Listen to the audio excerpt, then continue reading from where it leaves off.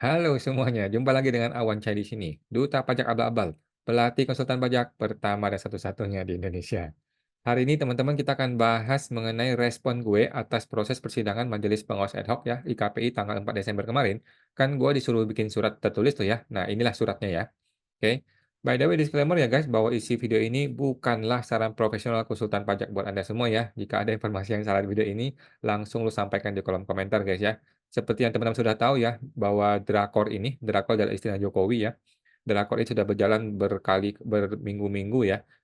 Anak kecil juga tahu ya guys ya, bahwa ada dugaan ya, dugaan belum tentu betul ya teman-teman ya, potensi kriminalisasi terhadap gua ya, upaya untuk membungkam suara-suara kritis terhadap oknum-oknum pejabat ya. Mereka yang berkuasa itu berusaha untuk membuat seolah-olah upaya kriminalisasi ini seolah-olah sebuah proses yang normal gitu ya, kan lu di sidang kode etik kan hal yang normal gitu kan. Padahal tidak ada kejahatan yang sempurna, guys ya. There is no perfect crime ya. Bau-bau tidak sedap itu selalu tercium dalam prosesnya. Oke, sekarang gua akan sharing teman-teman ya kepada teman-teman semua bagaimana surat balasan gua kepada Majelis Pengawas Ad Hoc teman-teman ya. Yang kemarin kan persidangan tanggal 4 tuh. Tanggal 4 persidangan kan gue disuruh bikin surat balasan resmi ya. Ini dari gue kepadanya Majelis Pengawas Ad Hoc Ikatan Konsultan Pajak Indonesia ya. Alamat ini, emailnya ini. Oke, ini tanggapan atas sidang pemeriksaan ya, nomor satu. Ini nomor satu teman-teman ya, nomor satu. Sepanjang sejarah IKPI, mungkin ya, mungkin. Dan sepanjang tahun ini, cuma ada satu sidang pengawas ad hoc, yaitu kepada gue.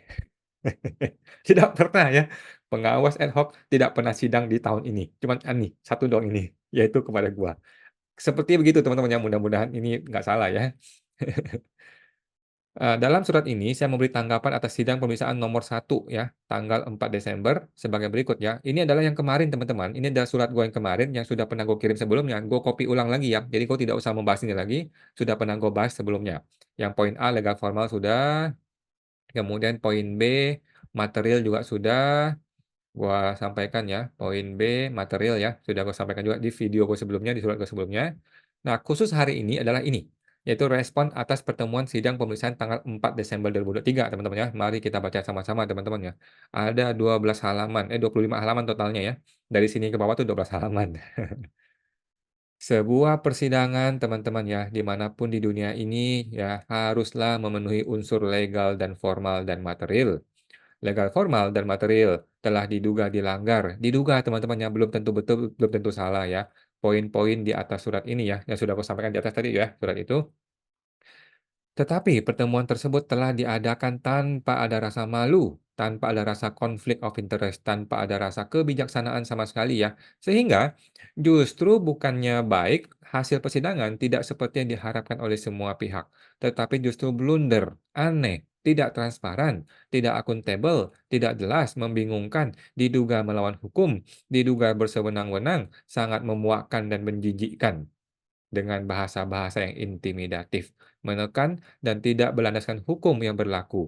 Ketidakkonsistenan Majelis Pengawas Ad Hoc ini menimbulkan ketidakpastian hukum loh ya, bagi gua selaku terperiksa. Ya kan, karena lu nggak konsisten, akibatnya ini mengawang-awang nih. Jadi tidak ada kepastian hukum bagi gue. Gue ini terperiksa, gue ini orang yang akan dihukum.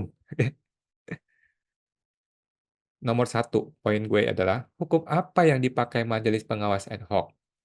Kadang-kadang majelis mengucapkan AD, anggaran dasar, kadang-kadang anggaran rumah tangga. Katanya ini bukan merupakan proses proses sidang kode etik. Sedangkan di surat panggilan sidang memuat kalimat dari dokumen kode etik IKPI. Terjadi percampur adukan dasar hukum dalam sidang pemeriksaan ini, Bos. Inkonsistensi ini membingungkan gua. Kadang-kadang majelis mengucapkan konstitusi, terus dia lanjut mengatakan norma hukum tidak tertulis. Jadi sebenarnya mau pakai hukum yang mana? Yang tertulis atau tidak tertulis? Atau dua-duanya? Yang mana yang mau dipakai? Ini mesti jelas ya. Inkonsistensi dan keanehan ini terlebih lagi tidak ada dokumen tertulis dakwaan ya. Kan dakwaan itu mesti tulis ya. Ya, dugaan pelanggaran harus tertulis resmi. Itu menurut gua ya. Dugaan pelanggaran tidak tertulis dengan rinci dan detail, menyebabkan saya selaku terperiksa menjadi bingung. Tidak dapat mengingat dengan jelas ya, apa sih sebenarnya yang pernah diucapkan. Ya dong, kan diucapkan sekilas, gue mau baca ulang nggak boleh. Jadi, gue lupa nih ya. Tidak ada pula rekaman pertemuan tersebut ya. Tidak ada rekamannya pertemuan itu ya. Sedangkan rekaman gue menjadi tidak dapat digunakan karena sudah dilarang, ya. Sehingga tidak ada rekod atau catatan tertulis apapun sehubungan dengan persidangan tersebut. Hal ini menyulitkan pertanggungjawaban resmi dari para pihak ya, terutama gue ya, terutama yang terperiksa. Surat panggilan sidang pemeriksaan harus dibuat ulang dengan format legal formal dan material yang rinci dan jelas sesuai dengan surat tertulis saya. Sehingga tidak membingungkan pihak manapun ya, terutama terperiksa. Surat panggilan sidang pemeriksaan harus dibuat ulang dengan memuat kejelasan dasar hukum apa yang mau dipakai majelis pengawas ad hoc. Satu persatu dasar hukumnya, bos. Bukannya dicampur adukan dalam satu paragraf. Nggak bisa. Dasar hukumnya pasal sekian ayat sekian, ini dugaannya. Pasal sekian ayat sekian, ini dugaannya. Begitu harus disampaikan. Ya, bukan cuma dugaan, tetapi bukti-buktinya bagaimana, dan analisanya bagaimana, kertas kerjanya bagaimana. Nomor 2, mau bersurat atau tidak mau bersurat sih sebenarnya. Dalam surat panggilan sidang, Majelis Pengawas Ad hoc menuliskan bahwa tidak ada kewajiban surat menyurat di dalam tata cara pemeriksaan. Seolah-olah majelis menjunjung tinggi loh ya tata cara pemeriksaan. Hal ini ditegaskan kembali dalam sidang. Majelis menegaskan dengan jelas dalam ingatan saya bahwa terucap surat menyurat tidak dianggap dalam proses persidangan ini. Tetapi, menjelang akhir sidang, justru majelis pengawas ad hoc yang meminta saya mengirim surat. Hal ini melanggar ketentuan majelis itu sendiri loh ya, yang sudah tertuang dalam surat panggilan persidangan resmi, serta sudah dikuatkan secara lisan dalam persidangan. Nah, jadi sebenarnya majelis maunya bagaimana, Bos?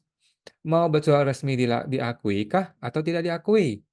Bersurat resmi ini apakah akan dibalas kah atau tidak akan dibalas? Ngapain gue bikin surat kalau nggak dibalas? Kan begitu. Surat resmi ini wajib kah atau tidak wajib? Surat resmi ada di tata cara pemeriksaan yang mana? Karena sebelumnya disebutkan tidak ada poin ini. Bagi saya, sangat ironis sekali ya melihat para majelis pengawas ad hoc yang para senior dengan segudang gelar ya, dengan gelar S1, S2, S3 yang dimiliki sebagai profesional akademis ya. Kita ini semua orang akademis teman-teman ya, kita semua ini orang akademis dan profesional. Justru tidak mau proses resmi tertulis, tetapi berubah-ubah keputusannya. Bingung kita semua. Ketidakjelasan yang keanehan ini, terlebih lagi tidak ada dokumen tertulis dakwaan, surat panggilan dan sebagainya yang sama ya. Saya minta surat ini dibikin ulang dengan memuat kejelasan bagaimana tata cara bersurat yang sesuai dengan tata cara pemeriksaan di dalam peraturan perkumpulan IKPI. Yes, gitu doang, simple ya. Nomor 3, surat saya ini perlu dibalas poin demi poin ya. Berhubung majelis pengawas ad hoc tampaknya berubah arah angin. Dari sebelumnya tidak mengindahkan surat menyurat resmi, berubah menjadi ingin surat menyurat resmi. Maka saya meminta seluruh poin demi poin dalam surat ini dapat dibalas dan dijawab dengan rinci oleh majelis pengawas ad hoc ya, secara resmi tertulis. Surat balasan tersebut dapat dilampirkan dalam surat panggilan sidang pemeriksaan berikutnya, atau dapat dikirimkan dalam surat terpisah melalui email dan alamat pos gue. Ini sama teman-teman ya, aneh dan tidak jelas ya. Saya minta dibikin surat undangan resmi, panggilan berikutnya yang memuat balasan poin demi poin atas surat yang sudah gua lampirkan selaku terperiksa. Harus dong, gua udah capek-capek bikin surat ya. Nomor 4, saya meminta sidang pemeriksaan resmi berikutnya offline resmi ya. Awalnya majelis pengawas tidak berkenan surat menyurat resmi, maunya sidang, terus online lagi. Kemudian arah angin berubah. Majelis pengawas meminta surat bersurat resmi dari saya selaku terperiksa. Tetapi tidak ada komitmen dari majelis ya untuk membalas surat resmi saya tersebut ya. Ketidakkonsistenan ini membuat saya menjadi sangat bingung. Sekarang, melalui surat ini, saya justru akan mendukung surat awal dari Majelis Pengawas Ad hoc, yaitu saya meminta sidang pertemuan langsung dan offline di gedung IKPI ya, bukannya surat menyurat tiada akhir, ataupun pertemuan online yang dapat dihentikan secara sepihak tanpa rasa hormat terhadap argumen terperiksa. Oke, yang ini sama, dan gue meminta ada sidang yang berikutnya yang ditentukan waktu dan lokasi pemeriksaannya dengan jelas. Nomor 5. Konflik of interest dari saudara SH dan S ya. Saudara S ketua dan saudara SH anggota Majelis Pengawas Ad hoc telah gua laporkan ke pengaduan dugaan pelanggaran perkumpulan kepada Ketua Umum IKPI. Hal ini dikarenakan berdasarkan surat yang aneh dan persidangan yang lebih aneh lagi. Saya berkesimpulan terdapat dugaan pihak-pihak ini telah kehilangan independensinya, kehilangan profesionalismenya, serta rasa hormat sesama anggota IKPI. Hal tersebut menyebabkan diduga ya teman-teman ya, belum tentu betul, belum tentu salah ya, ada terjadi konflik of interest apabila pihak-pihak ini masih tetap berada dalam struktur majelis pengawas ad hoc. Karena apa? Dapat saja membuahkan surat keputusan sidang yang tidak berpihak kepada keadilan dan kebenaran, melainkan kepada subjektivitas yang tidak profesional. Oke, maka gue meminta panggilan sidang berikutnya memuat anggota majelis pengawas yang baru. Nomor 6. Ketua sidang kok diatur-atur oleh anggota sidang? Siapa sih ketua de facto-nya? Selayang ingat dalam ingatan gue, berhubung tidak ada dan tidak boleh ya melakukan perekaman oleh pihak majelis pengawas ad hoc, serta tidak ada catatan tertulis apapun, saya berupaya mengingat-ingat saja ya bahwa terdapat ingatan dalam memori kepala saya di mana ketua sidang kok malah diatur oleh anggota sidang, termasuk dan tidak terbatas dalam frasa-frasa seperti ini. Ada anggota yang mengatakan, interupsi, interupsi, interupsi. Ngikut aja ketua sidangnya. Yang kedua, "Cukup, cukup Pak Ketua." Ngikut aja si ketua sidangnya. Anggota bilang lagi, "Menyampaikan ada informasi dari luar mengenai siaran langsung, tetapi tidak memberikan bukti apapun." Kemudian, ketua sidang mempercayai informasi itu begitu saja, tanpa mengkonfirmasi buktinya terlebih dahulu. Pertanyaan gue, ini siapa yang ketua, siapa yang anggota, Bos?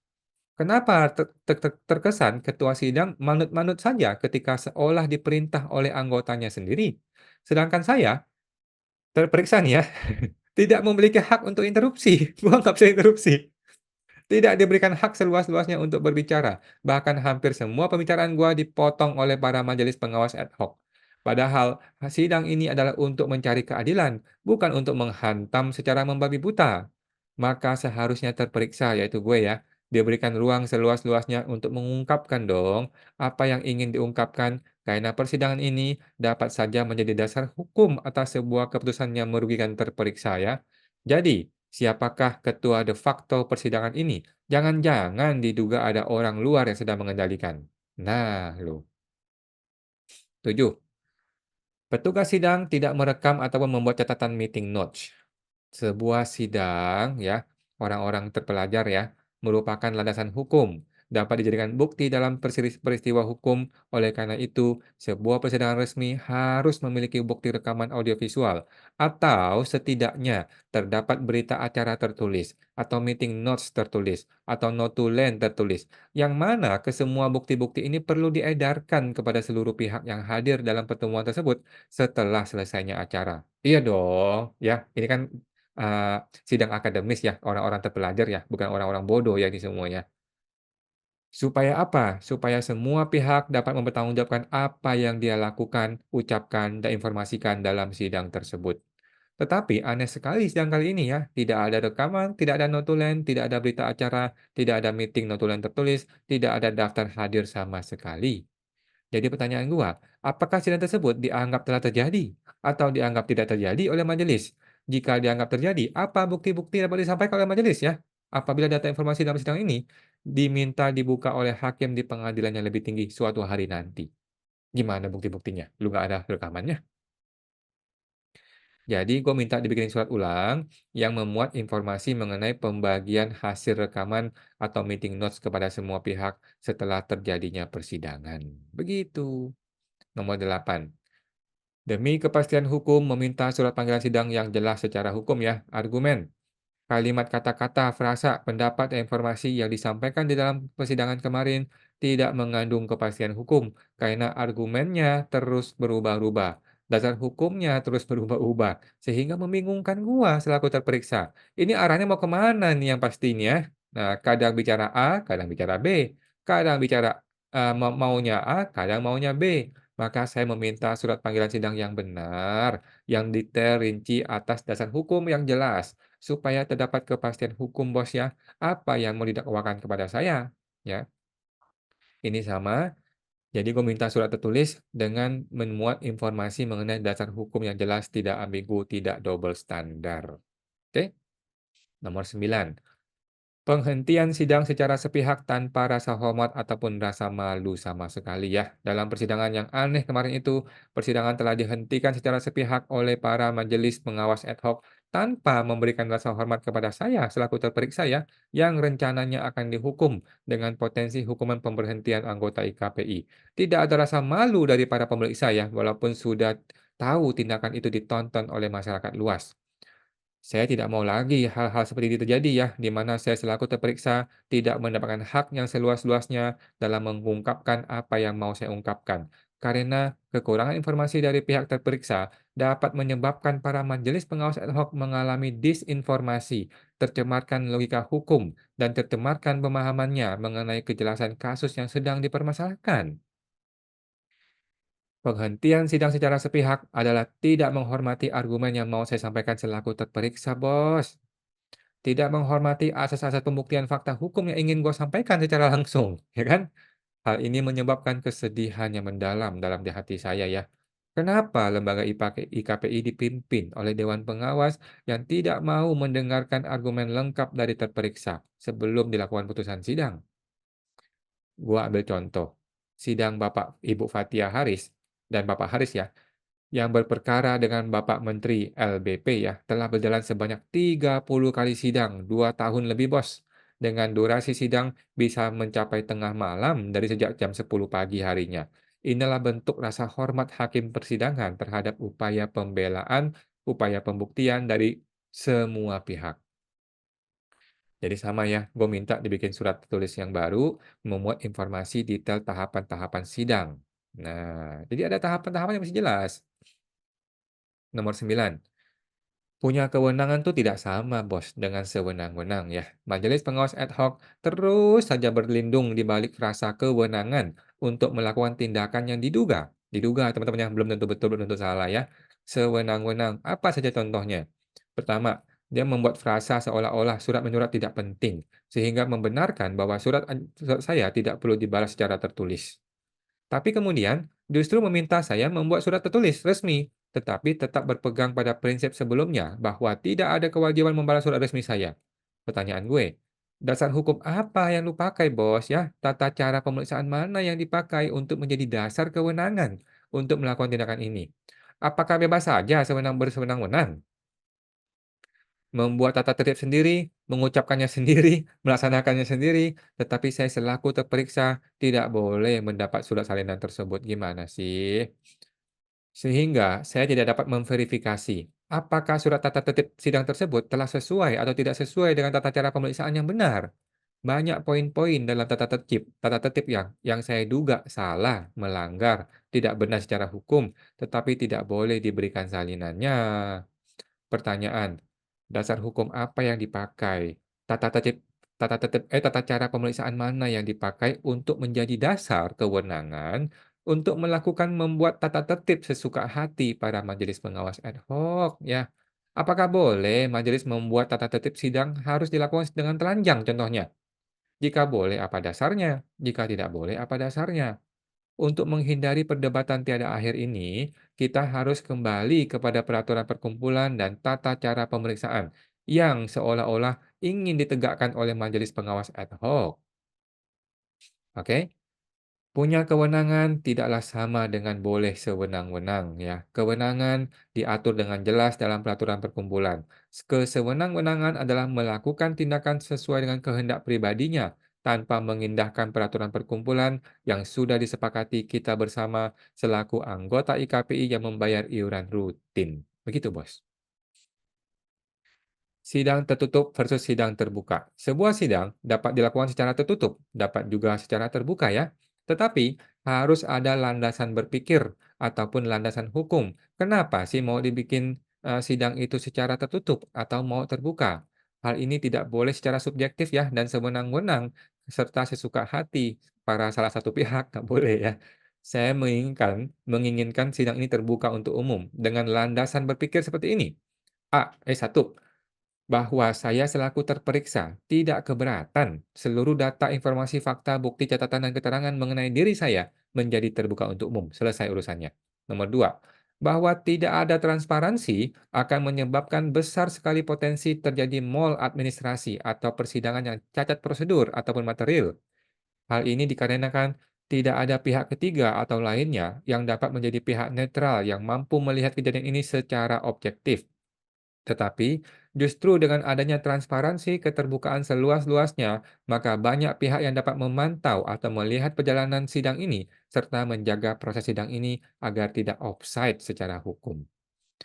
Ketiga, bahwa sedari awal ya telah terjadi keanehan, ketidakjelasan, tidak ada kepastian hukum, sehingga menimbulkan kebingungan pada diri gue ya selaku terperiksa, yang mungkin saja akan mengalami konsekuensi hukum yang berat.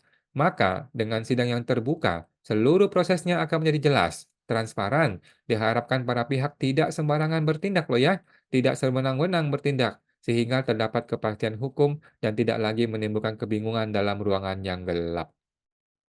Nomor 4. Bahwa gua ini ingin ya memberi edukasi kepada masyarakat sehubungan dengan proses persidangan ini. Karena IKPI bukanlah lembaga private ya, melainkan lembaga untuk melayani publik. Sehingga publik akan terlibat secara langsung ataupun tidak langsung dengan para anggota IKPI yang tersebar di seluruh Indonesia. Proses persidangan ini dapat menjadi edukasi yang sangat baik apabila masyarakat suatu hari nanti mau melakukan pengaduan terhadap seorang anggota IKPI. Akibat apa? Akibat pelayanan yang mungkin diduga salah ya gitu. 5. Bahwa berdasarkan pengalaman 2 tahun yang lalu ya, saya telah disidang secara tertutup, disidang secara sewenang-wenang, disidang tanpa bukti fakta yang jelas, dan diputuskan bersalah memfitnah. Tetapi, saya belum pernah mendapatkan data detail mengenai subjek dan objek permasalahan yang terjadi. Nah, ini juga belum pernah gue buka ya. Maka, demi supaya hal tersebut tidak terulang kembali, maka saya ingin proses ini terbuka untuk umum, Bos, supaya dapat diketahui oleh publik bahwa proses yang salah di masa lalu telah diupayakan untuk diubah dan tidak akan pernah terjadi lagi persidangan yang diduga salah tersebut. Gitu loh, ya. Nomor 6. Bahwa gua telah melakukan survei kecil-kecilan nih bos ya, di Instagram gua yang kecil-kecil itu ya, mempertanyakan masyarakat luas. Maunya sidang pemeriksaan itu dilakukan secara transparan dan terbuka untuk umum, atau mau tertutup saja? Berikut hasil survei yang sederhana ini ya. Terbuka untuk umum 79%, tertutup itu 21%. Oke? Nah, ada dokter nih. Saya rasa penting untuk dibahas secara nasional ya. Saya profesi dokter dari sini sadar sidang terbuka penting agar benar adalah benar, salah adalah salah ya. Jangan sampai di profesi manapun sidang profesi jadi ajang benar jadi salah, salah jadi benar akibat kepentingan tertentu. Oke? Dapat disimpulkan, masyarakat sangat ingin persidangan ini dilakukan secara terbuka 79%, Bos. Oke?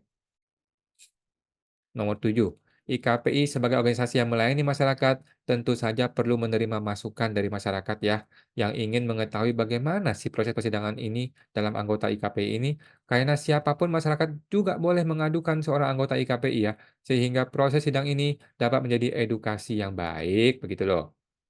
Nomor 8, seluruh masyarakat warga negara Indonesia tidaklah dapat terbebas dari ruang lingkup undang-undang yang sudah dibuat dan disepakati bersama oleh DPR dan pemerintah ya. Sebuah organisasi dapat membuat ADART sendiri, tetapi tidaklah dapat melawan hukum yang sudah ditetapkan oleh pemerintah NKRI ini ya.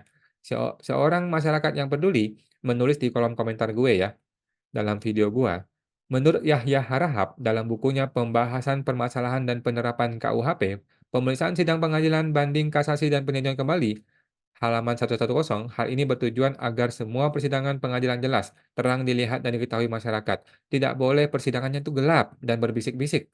Tapi harus diingat, dengan diperbolehkan masyarakat menghadiri persidangan pengadilan, jangan sampai kehadiran mereka mengganggu ketertiban jalannya persidangan. Pasal 70 ayat 2 Undang-Undang Petun ya, apabila majelis hakim memandang bahwa sengketa yang disidangkan menyangkut ketertiban umum atau keselamatan negara, persidangan dapat dinyatakan tertutup untuk umum. Pasal 80 ayat 2 Undang-Undang Pengadilan Agama ya, pemeriksaan gugatan perceraian dilakukan tertutup. 141 ayat 2 dan 3 Undang-Undang Peradilan Militer. Untuk keperluan pemeriksaan, hakim ketua membuka sidang dan menyatakan sidang terbuka untuk umum, kecuali dalam perkara kesusilaan sidang dinyatakan tertutup ya. Dalam rangka menyangkut rahasia militer ya, atau rahasia negara, hakim boleh menyatakan itu tertutup untuk umum. Pasal 54 Undang-Undang Nomor 11 2012 tentang Sistem Peradilan Pidana Anak ya. Hakim memeriksa perkara anak dalam sidang yang dinyatakan tertutup untuk umum ya, kecuali pembacaan putusan. Demi transparansi dan keadilan dan keterbukaan informasi terutama dalam pelayanan publik ya, tidak ada ruang apapun yang diberikan oleh undang-undang agar persidangan dilakukan tertutup, diam-diam dan berisik-bisik. Pertanyaan gue, Majelis Pengawas Ad Hoc mengingat sidang ini tertutup, bahkan menghentikan persidangan apabila disiarkan oleh terperiksa. Ini tuh, Bos, dengan landasan berpikir seperti apa? Alasannya apa? Harus ada landasan berpikir, alasan yang logis, yang masuk akal, yang menjadi dasar pertimbangan dalam membuat tata tertib pemeriksaannya. Namun, tetap saja hal itu perlu disepakati dan disetujui oleh semua pihak yang terlibat, termasuk gua ya sebagai terperiksa. Nah, tidak boleh sewenang-wenang dengan berlindung di balik kewenangan yang sebenarnya terbatas. Kewenangan itu memang betul ada, tetapi bukanlah kewenangan yang tidak terbatas loh ya. Bagaimanakah kelanjutan kasus ini apabila sedikit-sedikit Majelis Pengawas Ad Hoc tidak senang, lantas kemudian menghentikan pemeriksaan yang sudah resmi ini ya, secara sepihak dan arogan?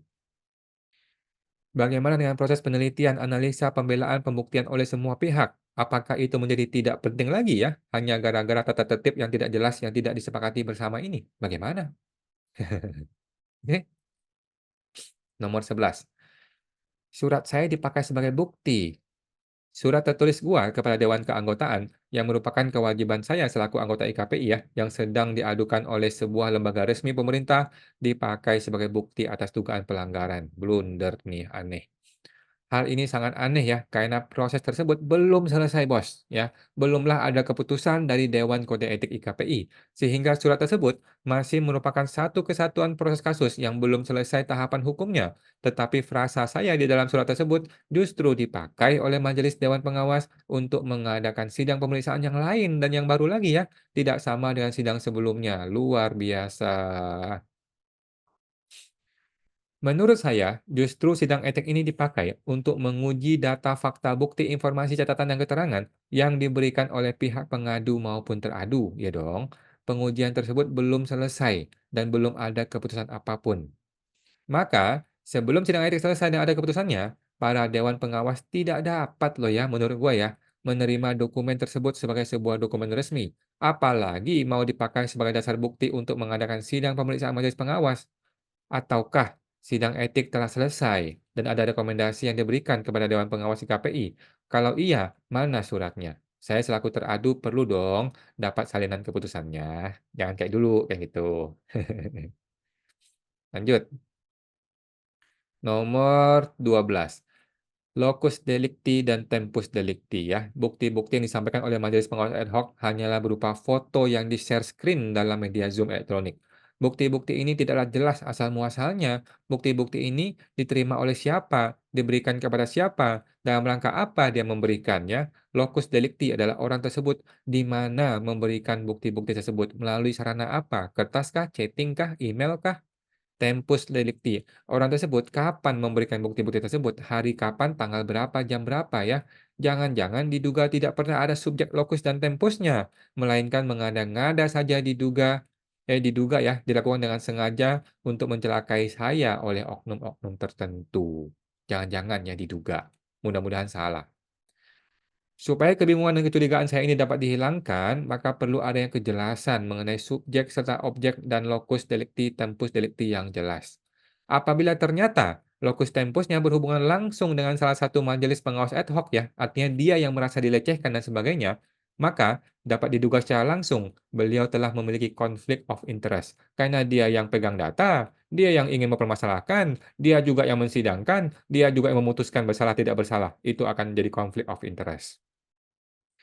Apabila ternyata lokus tempusnya berhubungan langsung dengan salah satu dewan kode etik, maka dapat diduga surat ini sudah batal demi hukum karena persidangan etik belum selesai. Kok sudah bisa ada surat yang diteruskan dari dewan etik kepada dewan pengawas? Gimana sih? Makin bingung, teman-teman ya. Nomor 13. Konstitusi, sebuah frasa yang salah. Dalam KBBI, konstitusi berarti segala ketentuan dan aturan tentang ketatanegaraan ya, undang-undang dasar dan sebagainya. Dua, undang-undang dasar suatu negara. Pertanyaan, konstitusi dalam definisi yang manakah yang dipakai oleh Dewan Majelis Pengawas Ad Hoc untuk melakukan persidangan ini? Nggak jelas. IKPI adalah organisasi di bawah negara, bukan sebuah negara itu sendiri, sehingga tidak tepat atau dianggap salah menggunakan frasa konstitusi ya dalam menerapkan hukuman atau persidangan di lembaga IKPI ini. Frasa konstitusi hanya muncul satu kali di ADIKPI ya, anggaran dasar, tetapi sidang ini adalah sidang ART. Jadi, bagaimana logikanya dan surat panggilan sidang memuat frasa yang ada di kode etik? Jadi ini sidang apa sih? Nggak jelas. Berhubung konstitusi adalah frasa utama yang dipakai untuk persidangan ini, maka seluruh proses persidangan ini telah cacat prosedur, cacat material, dan batal demi hukum, sehingga akibatnya menjadi nihil. Ini pendapat pribadi gue. Pengingkaran terhadap konstitusi, tidak adanya rekaman ataupun proses meeting dalam pertemuan sidang tersebut membuat segalanya menjadi buyar, blur, abu-abu, gelap, tidak jelas, membingungkan. Terutama dalam tahapan selanjutnya mau bagaimana ini, ya. Seingat memori gua yang sangat pendek ini ya, terucap bahwa saya diduga mengingkari konstitusi. Tetapi seingat saya tidak pernah loh ya mengingkari konstitusi negara ini menjadi semakin membingungkan. Saya tidak pernah menolak konstitusi negara Indonesia ini ya, tidak pernah dan tidak pernah terbayangkan. Maka, kalimat pengingkaran terhadap konstitusi perlu dibuktikan lebih lanjut oleh pengadu atau siapapun subjek yang mendalilkan bahwa saya telah mengingkari konstitusi ya, karena itu merupakan hukum fitnah yang serius, tuduhan fitnah yang serius. Apabila dalil tersebut tidak dapat dibuktikan dengan jelas dan tertulis resmi, maka saya telah bebas sepenuhnya. Otomatis dong. Nomor 14. Norma tidak tertulis menjadi dasar argumen. Lucu ya, sangat lucu dan aneh. Semakin humoris nih ya para majelis pengawas ad hoc ini, walaupun tidak humoris tampangnya, dengan menggunakan frasa norma tidak tertulis. Sangat mantap mengatakan bahwa tidak ada hukum tertulisnya, tetapi menjadikan hal tersebut sebagai dasar argumen untuk menghukum saya. Sidang yang jelas berdasarkan hukum tertulis di ADART IKPI ya. Saya mau dihukum dengan dokumen tertulis ART, tetapi alasan untuk menghukum menggunakan norma tidak tertulis yang tidak ada di dalam dokumen tertulis KPI. Bingung nggak sih lu? Putar balik, bingung kan lu? Kalau begitu, bagaimana kalau saya mengusulkan agar sidang putusan juga dilakukan secara norma tidak tertulis, yaitu di negeri Wakanda saja ya, distrik Konoha, Banana Republik, dalam imajinasi kita semua. Silakan, gitu ya. Cilakalah bos IKPI ini ya, apabila norma tidak tertulis yang mana dapat dipersepsikan dengan 1.000 cara oleh 1.000 orang yang berbeda-beda, menjadi dasar hukum untuk menghukum orang. Mampus dan negara ini ya, melalui sidang yang resmi loh ya, sesuai dengan ART tertulis IKPI. Sidangnya tertulis, menghukum orang secara tertulis, akibat-akibat hukumnya tertulis, tetapi norma yang dipakai norma tidak tertulis. Cilaka, bos. Di dalam ADART IKPI tidak menyebutkan frasa norma tidak tertulis ya, tetapi ini adalah sidang ART IKPI resmi. Jadi sebenarnya mau norma tidak tertulis ini berdasarkan isi kepala siapa, bos ya, yang mau dijadikan dasar hukum untuk menghukum orang yang mana ini? Nggak jelas ya. Nomor 15. Ada orang yang dilecehkan katanya ya. Tidak ada rekaman ataupun notes meeting dalam pertemuan membuat segalanya menjadi buyar, blur, abu-abu, gelap, tidak jelas, membingungkan ya. Sulit mengingat seluruh kalimat yang diucapkan. Seingat memori gua, terucap bahwa saya melecehkan pengurus IKPI. Pertanyaan muncul di kepala gue. Siapa yang merasa dilecehkan oleh saya? Satu orang kah? Dua orang kah? Atau banyak orang? Siapa? Apakah dia melakukan pengaduan? Katanya tidak ada pengaduan. Jika dia tidak melakukan pengaduan tertulis, lantas apa dasar pelecehan ini menjadi argumen persidangan? Oke? Kapankah dia dilecehkan oleh saya? Di manakah dia dilecehkan oleh saya? Apa bukti bahwa dia telah dilecehkan oleh saya? Apa kerugian dia akibat dilecehkan oleh saya? Tidak jelas ya, maka gue perlu dibikin surat undangan yang baru untuk memuat informasi mengenai siapa yang dilecehkan, kapan dan di mana, dan apa kerugian dari pelecehan tersebut ya. Apabila yang merasa dilecehkan adalah salah satu dari majelis pengawas ad hoc, maka otomatis patut diduga telah terjadi konflik of interest. Karena orang yang berkonflik tidak boleh terlibat dalam sidang putusan. Dia yang menjadi korban, dia juga yang mensidangkan, dan dia juga yang membuat keputusan bersalah tidak bersalah. Nggak mungkin dong begitu caranya. Nomor 15. IKPI tempat berkumpulnya siapa?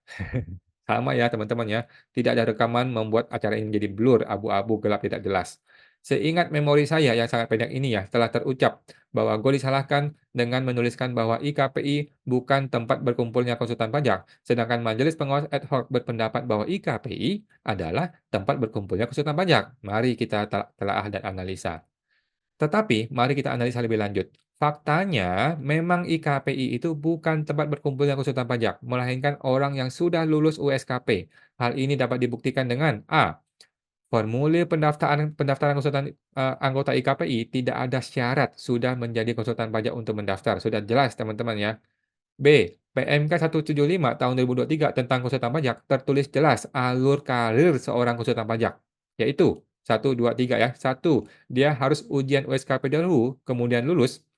Yang kedua, mendaftar di asosiasi, dapat kartu anggota asosiasi ya, bukan jadi konsultan pajak.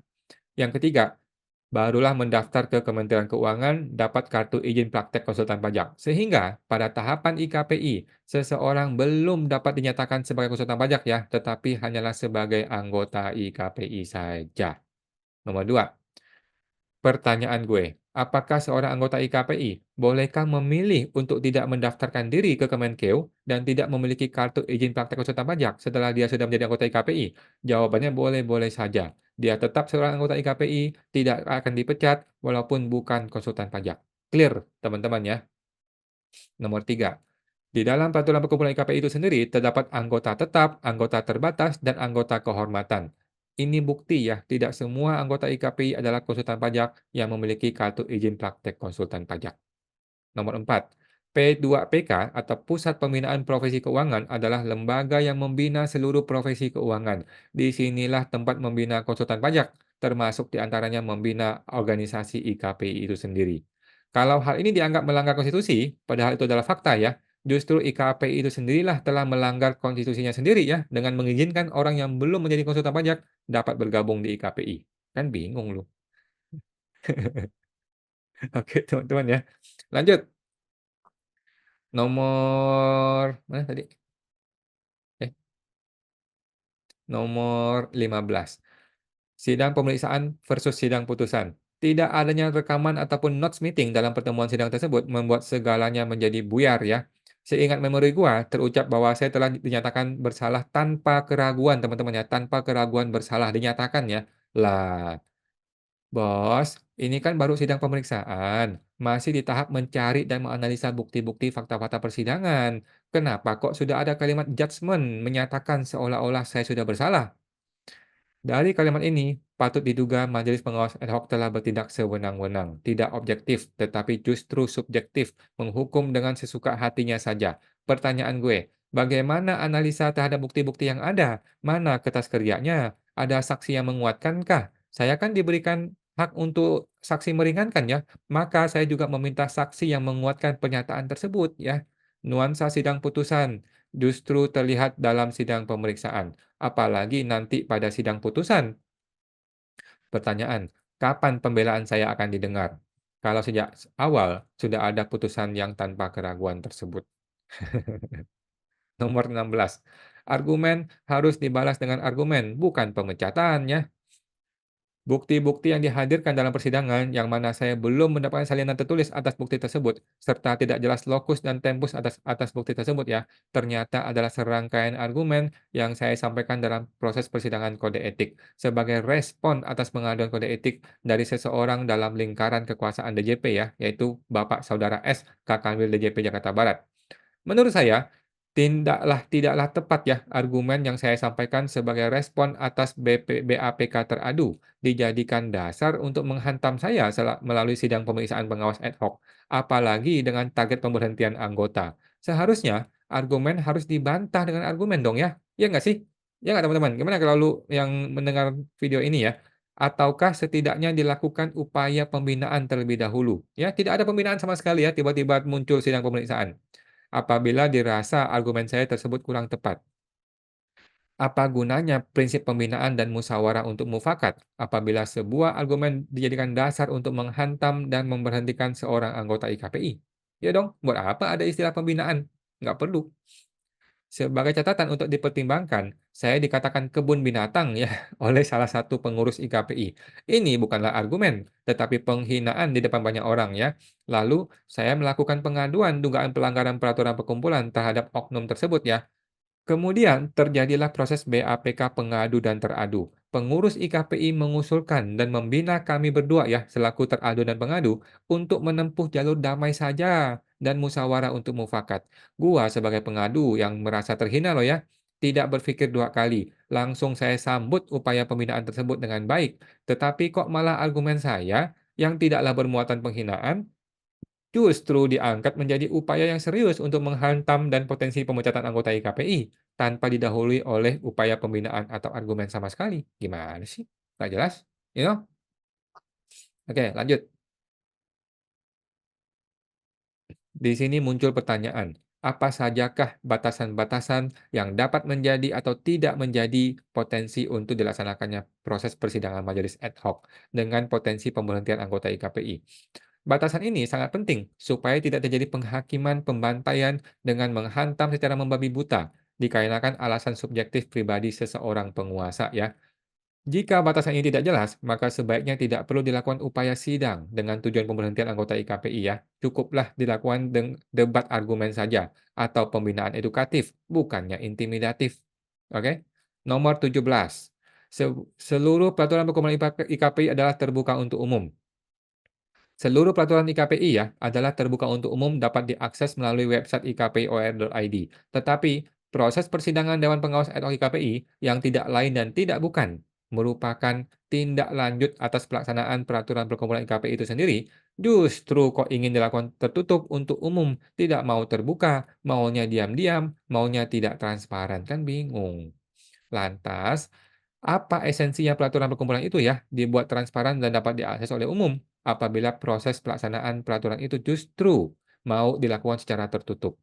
Menurut gua nih ya, IKPI bukanlah lembaga privat, melainkan lembaga yang secara langsung dan tidak langsung akan berhubungan dengan masyarakat luas, sehingga tidak setiap tindakan anggota dan pengurusnya wajib menjadi konsumsi publik sebagai pengawas independen terhadap proses pelaksanaan peraturan perkumpulan IKPI. Gitu, Bos. 17. Yang terakhir ya. IKPI bukanlah milik satu orang, tapi milik kita bersama ya. Di era modern ini, di mana diduga ya banyak penguasa telah salah kaprah, berimajinasi seolah-olah dia penguasa tunggal, sehingga merasa dia yang memiliki negara ini atau organisasi ini semata-mata karena jabatan dia sebagai ketua atau pemimpin pada negara atau organisasi tersebut ya. Tetapi dapat gua tegaskan bahwa IKPI adalah milik kita bersama, bukan satu orang tertentu. Setiap anggota IKPI, termasuk Dewan Pengawas Ad hoc, adalah membayar iuran anggota IKPI secara rutin ya, memiliki hak dan kewajiban yang sama di mata hukum sebagai anggota IKPI ya. Hak dan kewajiban tersebut tertuang secara tertulis dalam peraturan resmi perkumpulan IKPI ya. Tidak ada satupun anggota IKPI yang dapat keluar dari jalur peraturan perkumpulan IKPI ataupun perundang-undangan negara Indonesia. Tidak ada satupun anggota IKPI ataupun pengurus IKPI yang dapat membuat aturannya sendiri, sesuka hati sendiri, di luar dari yang sudah tertulis dalam peraturan perkumpulan yang kita sepakati bersama dalam Kongres IKPI ya. Gua berharap nih ya, Majelis Ad hoc dapat kembali ke jalur yang benar, melaksanakan tugas pokok dan fungsinya dengan benar, yaitu berpedoman kepada peraturan perkumpulan IKPI serta tidak lepas dari peraturan undang-undang yang berlaku di Negara Kesatuan Republik Indonesia. Saya menantikan surat jawaban tertulis lengkap dari Majelis Pengawas Ad hoc ya, untuk menjawab satu poin demi satu poin dari surat tertulis resmi saya ini. Dan saya menunggu surat panggilan sidang berikutnya yang akan dilaksanakan secara offline di gedung IKPI dan disiarkan terbuka untuk umum. Oke, demikian disampaikan atas ucapannya. Kami ucapkan terima kasih ya, tanda tangan gue, dan gue tembuskan kepada kaum pajak karena kaum pajak kan mengawasi perpajakan ya, dan Prime Kemenkeu dan P3K karena mereka adalah yang membawahi IKPI. Oke, itu teman-teman ya. Suratnya cukup panjang ya teman-teman. Beginilah yang namanya masyarakat ingin mencari keadilan ya. Kalau lu lagi dikriminalisasi oleh oknum penguasa, jangan cengeng, jangan dikit-dikit nangis, jangan dikit-dikit ngamuk teman-teman ya. Tetapi gunakan jalur surat tertulis yang resmi teman-teman ya. Supaya apa? Seandainya kasus ini bereskalasi menjadi sebuah sidang di pengadilan negeri, maka sudah ada bukti-bukti tertulisnya. Gitu teman-teman ya. Jadi sebagai seorang akademisi, orang terpelajar, profesional, kita harus menggunakan dokumen tertulis. untuk semua perkara. Jangan asal marah, jangan asal, ngomel-ngomel, jangan cengeng, teman-teman ya. Ingat teman-teman, eee, apa istilahnya tuh, yang dari S1 hukum, dari semester satu ya, actori incumbit, apa istilahnya tuh, sampai lupa gua. Tegakkanlah keadilan walaupun langit akan runtuh. Sampai jumpa teman-teman.